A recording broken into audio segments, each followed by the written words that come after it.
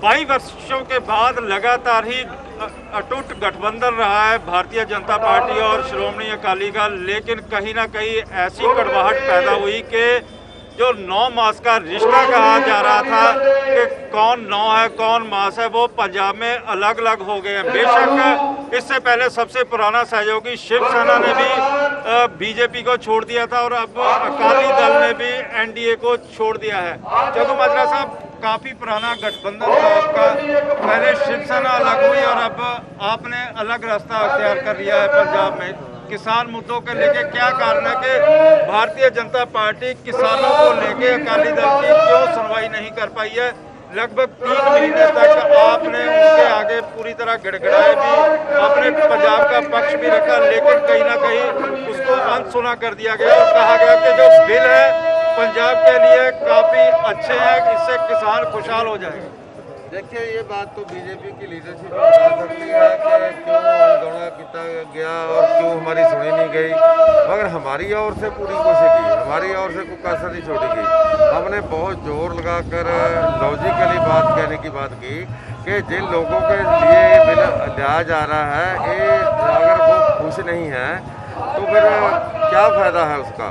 जिनको अब कानून देना चाहते हैं, फ़ायदा देना चाहते हैं, अगर वो खुश नहीं है फिर फ़ायदा क्या है इस कानून का। हमने बहुत दलीलें दी, हमने ये भी कहा कि जो शंके विवाद सवाल खड़े हुए हैं उनको ख़त्म कर दो, ख़त्म करके ही सिलेक्ट कमेटी में भेज कर ही इसमें शोध करके ही ये बिल लाया जाए तो अच्छा होगा। मगर उन्होंने नहीं मानी, क्यों नहीं मानी वो तो वही बता पाए हैं, मगर हमारी ओर से पूरी कोशिश हुई है कि इसका कोई ना कोई रास्ता निकाला। लेकिन जिस तरह से दूसरे गठबंधन पार्टनर हैं उनको मनाने की कवायद होती है, चाहे वो जनता दल यूनाइटेड है या दूसरे जो यूपी में गठबंधन के नेता हैं उनको पूरी तरह मनाया जाता है, लेकिन भारतीय जनता पार्टी ने आपको मनाना भी मुनासिब नहीं समझा। देखिए, इस बात का तो हमें खेद भी है, हमें इस बात का बहुत ज़्यादा खेद है कि हम जो बातें कह रहे थे नेशनल इंटरेस्ट में कह रहे थे, किसान के इंटरेस्ट में कह रहे थे। पंजाब देश का एक हिस्सा है और पंजाब ने देश को आत्मनिर्भर बनाया अनाज में। पंजाब ने अपनी धरती की शक्ति ख़त्म की देश के लिए, पानी ख़त्म कर लिया देश के लिए, और हम समझते थे कि हमारी इस बात को जरूर वेट दिया जाएगा, मगर दिया नहीं गया। हमें इस बात का तो खेद है। और जो आज हम ये एनडीए से बाहर आए हैं, मॉरली तौर पे हम उस पार्टी में, उस गठबंधन में नहीं रह सकते जिस गठबंधन की सत्ता के विरोध में हम सड़कों पे उतर रहे हैं।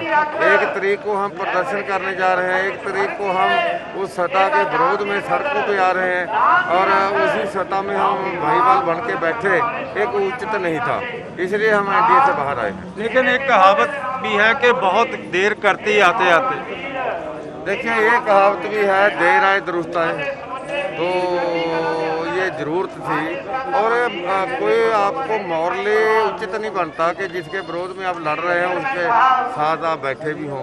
लेकिन कहा जा रहा है कि आप सबसे पुराने सहयोगी थे, भारतीय जनता पार्टी चाहती थी उनकी जो इंटरनल लीडरशिप थी कि श्रोमणी अकाली दल अपने आप अलग हो जाए, ना कि उनको बाहर का रास्ता दिखाना पड़े।